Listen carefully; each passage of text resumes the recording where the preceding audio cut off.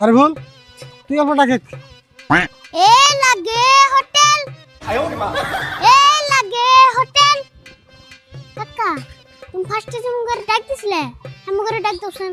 হ্যাঁ তাই করি। শুনুন এলাকাবাসী, আপনাদের গ্রামে এসে গেল চলন্ত হোটেল।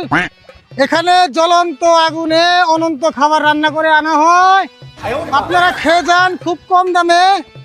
যারা ক্লান্ত হয়ে ঘুমন্ত অবস্থায় আছেন চলে আসেন চলন্ত হোটেলে, জ্বলন্ত খাবার খেয়ে আপনারা জীবন্ত চলে যান। শালি কিনা তরকারি রান্ধে আসুন আমাদের দেখছে শালি? আসুন সবাই।